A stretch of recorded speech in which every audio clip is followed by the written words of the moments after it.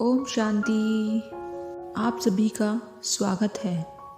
आज हम फिर से एक जीवन का सत्य क्या है ये कहानी लेकर आए हैं।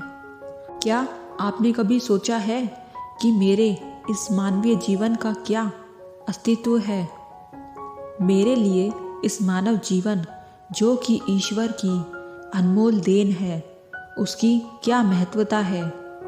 क्या आपने कभी अपने आप को गहराइयों से जानने का, समझने का प्रयास किया है? मानवीय तौर पर कहा जाए तो हम इस जीवन को सिर्फ अपनी ज़रूरतों को पूरा करते करते ही व्यतीत कर देते हैं। एक मनुष्य के लिए उसकी ज़रूरत क्या है? रोटी, कपड़ा और मकान, यही ना? पर असल सत्य नहीं है। हर मनुष्य का जन्म इस धरती पर एक विशेष कारण से होता है, जिसे हम धीरे धीरे समय के साथ समझते चले जाते हैं। कई लोग अपने इस मानवीय जीवन के सत्य को समझ ही नहीं पाते, क्योंकि वे हमेशा नकारात्मक सोच ही रखते हैं। यही अंतर है नकारात्मक और सकारात्मक सोच में। जहाँ नकारात्मक सोच हमारे लिए समस्याएं पैदा करती हैं, वहीं सकारात्मक सोच हमारे लिए नए अवसर लाती है। आइए हम जीवन के इस सत्य को एक कहानी द्वारा समझने की कोशिश करते हैं। एक गांव में एक बहुत बड़ा धनवान व्यक्ति रहता था। लोग उसे सेठ धनीराम कहते थे। उस सेठ के पास प्रचुर मात्रा में धन संपत्ति थी, जिसके कारण उसके सगे संबंधी, रिश्तेदार, भाई बहन हमेशा उसे घेरे रहते थे। वे उन्हीं के राग अलापते रहते थे। सेठ भी उन सभी लोगों की काफ़ी मदद करता था। तभी अचानक कुछ समय बाद सेठ को भयंकर रोग लग गया।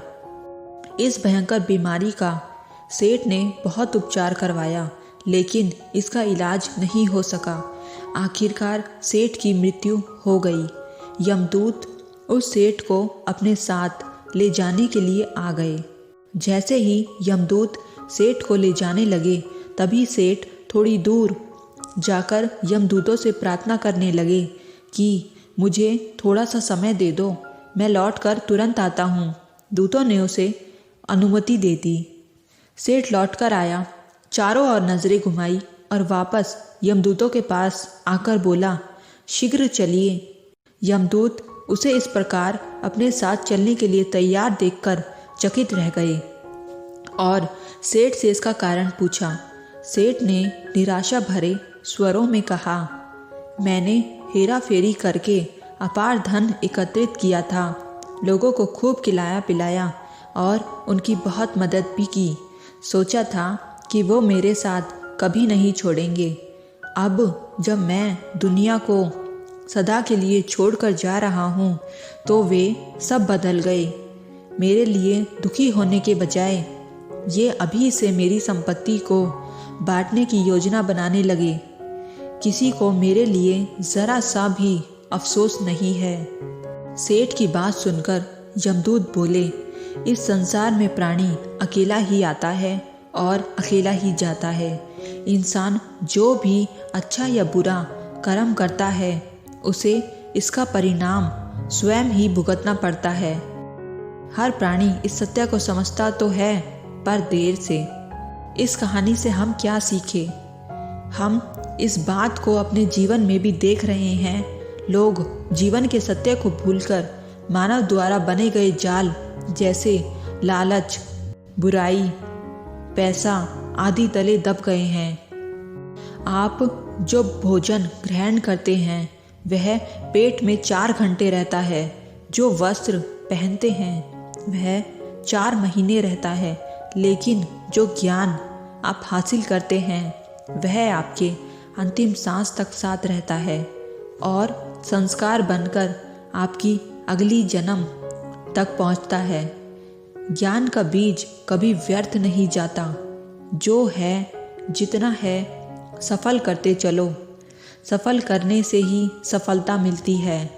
हर व्यक्ति को सकारात्मक तरीके से देखो, सुनो और समझो।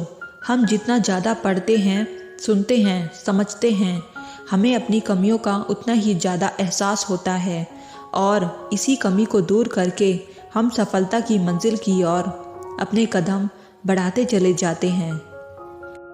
आपको बस यह करना है कि कोशिश करो कि गलत काम नहीं करना, किसी चीज़ को लेकर ज़्यादा लालची या उससे मोह नहीं रखना। लाइफ को एंजॉय करते चलो। और आपको यह कहानी कैसी लगी प्लीज़ कमेंट करके या लाइक करके ज़रूर बताएं। आपके एक कमेंट से हमें बहुत प्रेरणा मिलती है। ओम शांति।